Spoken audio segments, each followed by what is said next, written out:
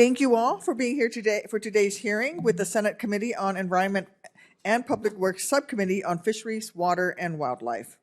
This hearing will examine one of the most pressing issues for communities in Illinois and throughout the nation, water infrastructure. Last year, the Senate passed the Bipartisan Infrastructure Law, which included the Drinking Water and Wastewater Infrastructure Act, also known as DWIA, sexy name. A bill that Chairman Carper, Ranking Member Capito, Senator Lummis, and myself worked on to make a reality. The WIA provides historic investments and programmatic changes to help states, communities, and schools fix and upgrade aging water systems to improve water quality, while fostering economic growth and jobs throughout the country.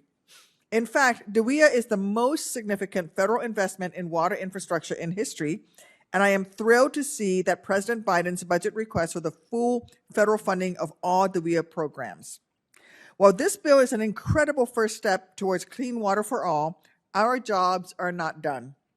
Now we must do the work to ensure that these programmatic changes are carried out and these critical funds get to the communities that need it the most. There has been a historic lack of investment in water infrastructure, but especially so for disadvantaged, small, rural, and tribal communities that each have individual challenges when it comes to water infrastructure.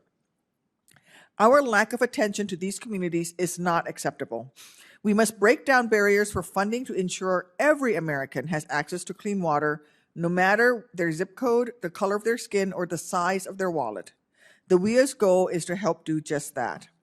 The bill reauthorizes and enhances the state revolving funds, or the SRFs, which are the most efficient tools we have to provide states with federal investments that empower local leaders to modernize water systems, implement lead reduction projects, and rebuild stormwater overflow. By lowering non-federal cost shares, increasing the use of grants, and allowing for debt forgiveness, we will help communities access federal dollars that typically struggle to qualify for traditional loans.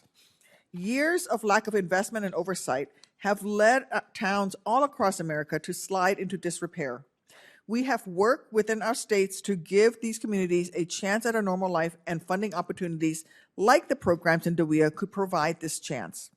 The bill also works to get shovels into the ground and support quality jobs by reauthorizing and streamlining financing programs like WIFIA and SRFs.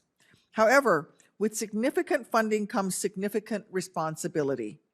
The states will have to prepare for these programmatic changes and federal dollars, and that is no small feat.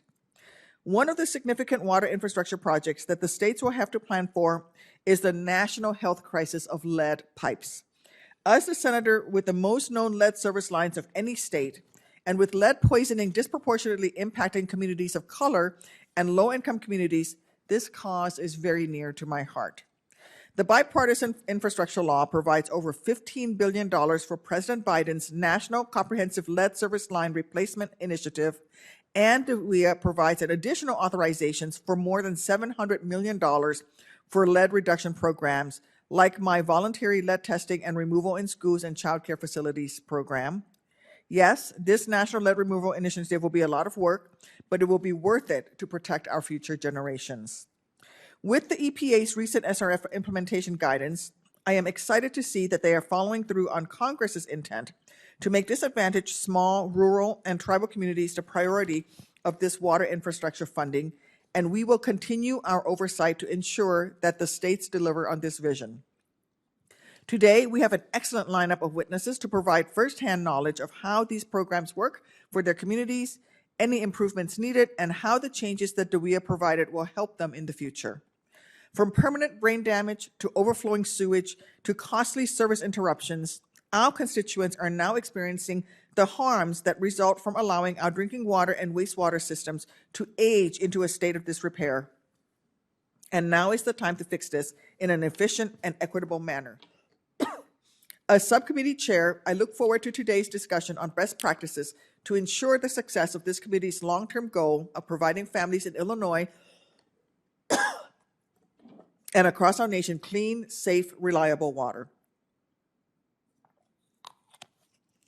Thank you to Chairman Carper, Ranking Member Capito, and Subcommittee Ranking Member Lummis for making this a priority for the committee, because it is absolutely a priority for me.